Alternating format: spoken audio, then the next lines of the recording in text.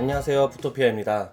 국토교통부에서 3월 말에 2월 주택 통계를 발표하였습니다. 국토교통부에서는 인허가, 착공, 준공, 미분양 등에 대한 통계를 2월 말 정도에 발표하는데요. 즉 1월 자료는 2월 말, 2월 자료는 3월 말에 발표가 됩니다. 물론 일부 지자체에서는 자체 홈페이지에 벌써 3월 기준 자료를 올려둔 곳도 있기는 한데 전국 집계 자체는 2월 말에 완료됩니다. 인허가, 착공, 분양, 준공 등에 대한 것은 공급 상황에 대한 자료이고, 미분양은 그 공급을 수요가 받아주고 있는지 아닌지 살펴볼 수 있기 때문에 중요한 자료가 됩니다. 그래서 오늘은 미분양 상황을 살펴보려고 합니다.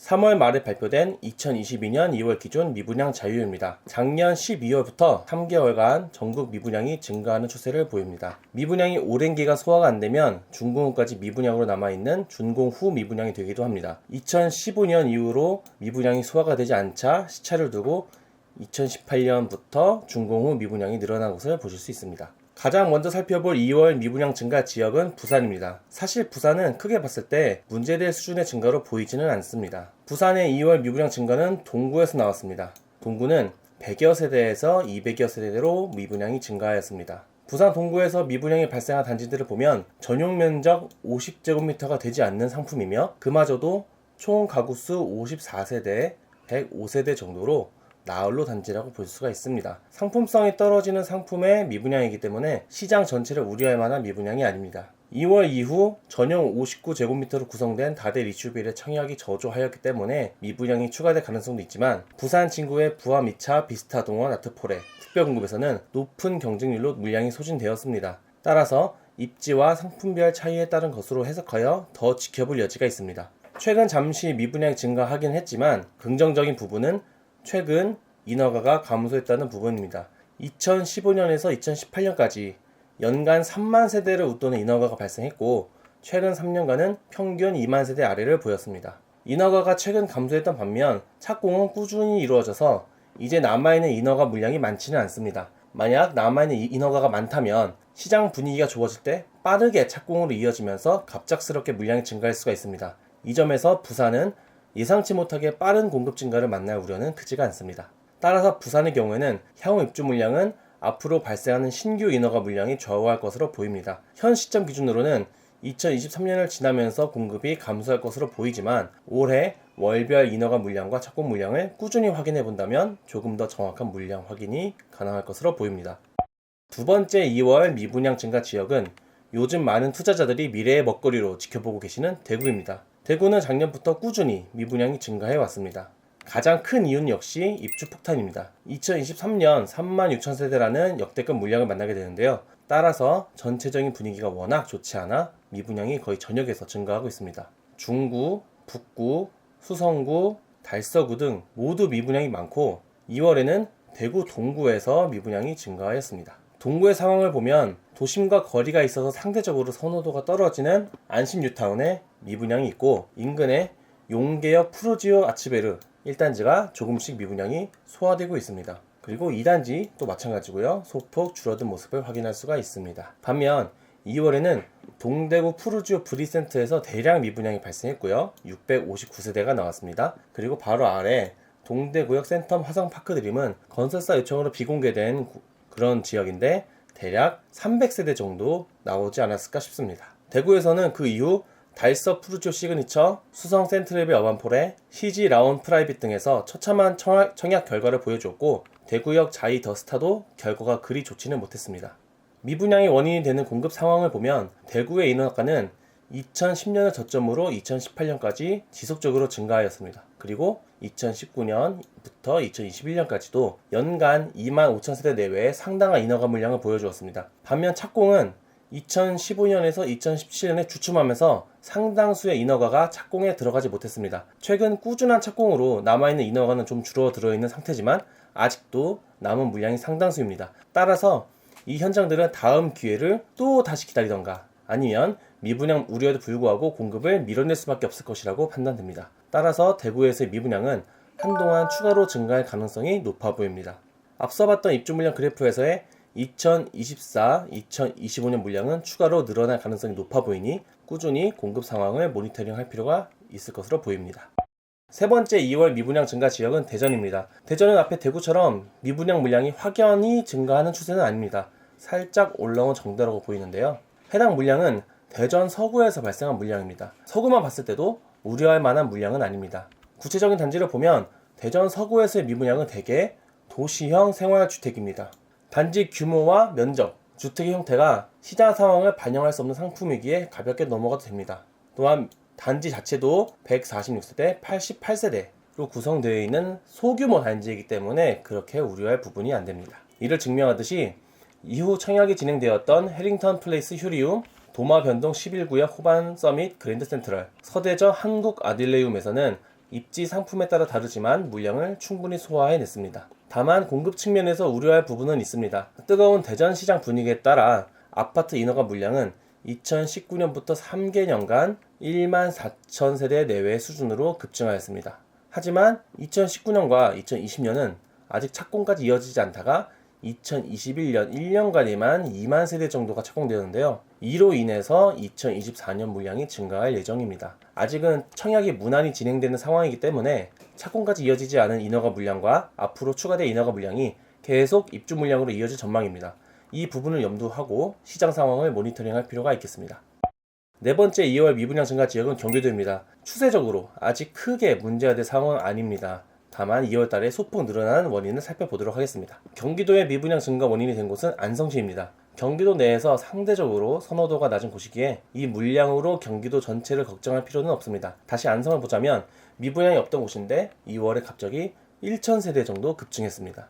효성 해링턴 플레이스 안성 공도에서 263세대, 안성 우방 아이유쉘 STJ에서 805세대라는 미분양이 발생하였기 때문입니다. 안성시의 경우에는 3월 미분양 현황까지도 집계되어 있는 상태인데 다행히 두 단지에서 합해서 400여 세대 정도 미분양이 해소된 것으로 나타났습니다. 다만 그 이후 이편한 세상 안성 그랑루치의 청약 결과가 좋지 않고 안성 공도 센트럴 카운티 에듀파크가 기관 추천 특별 공급 공고를 내며 곧 청약을 앞두고 있기에 상황 변화를 더 살펴봐야 합니다. 다만 안성시는 작년과 올해에는 물량이 없어서 공시가 1억 이하를 비롯한 주택 투자를 하기에 굉장히 괜찮았지만 2023년, 2024년에 많은 물량이 예정되어 있습니다. 그리고 추가적인 분양 물량이 있을 수 있기에 흔들림이 있을 수 있음을 염두하면 좋을 것으로 보입니다. 경기도의 공급 상황을 보면 인허가 물량은 2015, 2016년에 20만 세대 내외였으며 그 외에는 최근 수년간 13만 세대 내외의 모습을 보였습니다. 최근 인허가와 착공은 어느 정도 균형을 맞췄으며 누적된 잔원 인허가는 크게 늘지 않았습니다. 다만 수년간 인허가가 증가하는 추세이니 앞으로 신규 인허가가 얼마나 나오는지가 관건입니다. 3기 신도시 등 향후에 많은 택지가 경기도에 집중적으로 예정되어 있으니 그 부분을 지켜볼 필요성이 있겠습니다. 다섯 번째 2월 미분양 증가 지역은 충북입니다.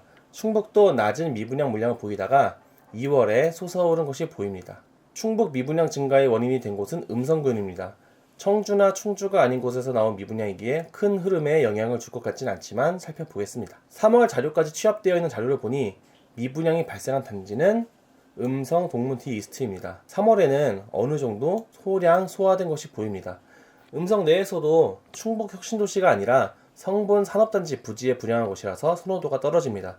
역시 해당 물량으로 충북의 시장을 부정적이라고 진단할 수는 없어 보입니다. 충북은 2023년에 1만 1천 세대로 잠시 늘어날 뿐 올해와 2024년 이후의 물량은 아직 괜찮아 보입니다. 혹시 물량이 늘어날 가능성을 진단해 보기 위해서 인허가 물량을 살펴보면 2015년부터 2018년까지 4개년은 2만 세대를 넘어갔습니다. 하지만 2019년부터는 연간 1만 세대 내외로 감소한 사실을 알 수 있습니다. 올해 2월까지 물량이 많아 보이긴 해서 이 부분은 계속 체크해 봐야겠습니다.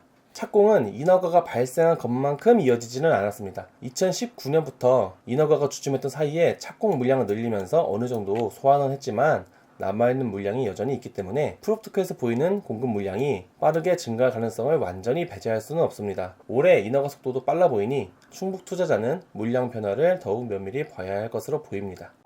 여섯 번째 2월 미분양 증가 지역은 충남입니다. 충남은 1월과 2월 연달아 미분양이 증가하였습니다. 2월 미분양 증가는 공주시에서 300세대가 발생한 것으로 기록되었는데 자료를 살펴보니 이는 지난 11월에 분양한 0969 준파크라는 단지 통계가 이제서야 기록된 것으로 보입니다. 최근 미분양의 실질적 원인은 사실 아산시에 있습니다. 아산시가 2023년까지 물량이 급증하게 됨에 따라 심리가 약화된 것이 분명합니다만 미분양 현황을 다시 살펴보면 대부분 미분양이 아파트가 아닌 도시형 생활주택에서 온 것임을 알 수 있습니다. 물론 탕정이 좋은 곳이긴 합니다만 도생이라는 주택 유형은 한계가 있는 것으로 보입니다. 공급 상황으로 들어가 보면 앞서 본 아산시를 비롯하여 충남 전역이 2023년과 2024년에 많은 물량을 앞두고 있습니다. 인허가는 2011년부터 2015년까지 3만 세대 내외의 많은 인허가를 기록하였고 최근까지는 평균 2만 세대 내외의 수치를 보였는데요. 막상 착공은 조금 들쑥날쑥합니다. 시장 상황이 좋지 않았던 2016년부터 2018년까지는 연간 1만 5천 세대도 착공하지 못했고 분위기가 좋았던 최근 2개년 정도가 3만 세대 정도 착공했습니다. 충남 지역에도 인허가를 받고 착공까지 이어지지 못한 현장이 많다는 것을 의미합니다. 따라서 충남의 경우에는 2004년, 2005년 물량이 현재 눈에 보이는 것보다 추가로 증가할 가능성을 반드시 열어두어야 합니다. 아직 문제 있을 만한 미분양이 발생하고 있지 않기에 많은 현장에서 분양을 이어갈 것으로 보입니다.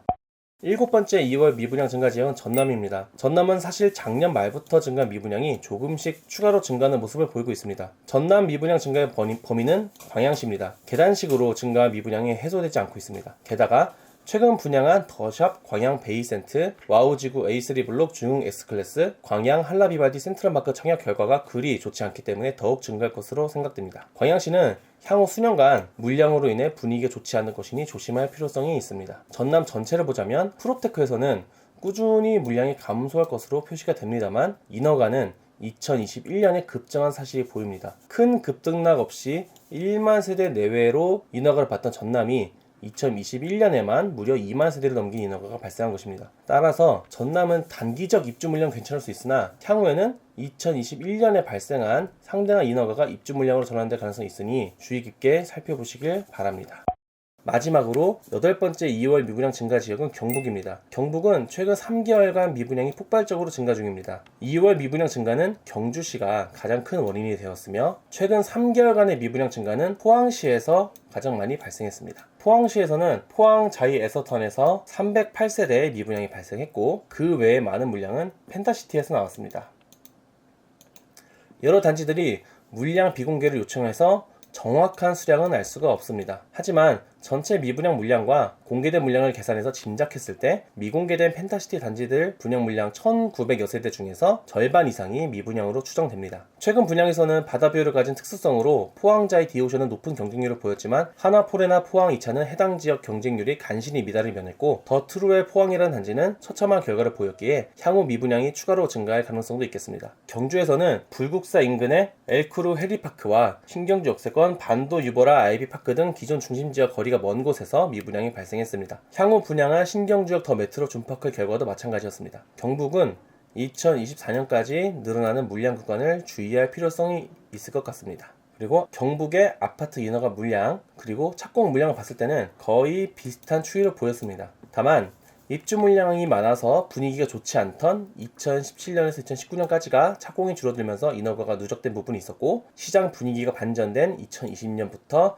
빠르게 털어내며 해소하였습니다. 따라서 경북은 적체된 인허가로 향후 물량이 추가로 급증할 우려는 없습니다만 2024년까지의 물량 구간을 잘 넘겨야겠습니다. 지금과 같은 분위기에서는 추가적으로 분양 물량이 많이 발생하지 않을 것 같지만 포항에서는 포항역 주변으로 많은 땅들이 개발되고 있으니 또 모르는 일이죠. 이 일대 도시개발 사업들의 속도를 살펴볼 필요성도 있겠습니다.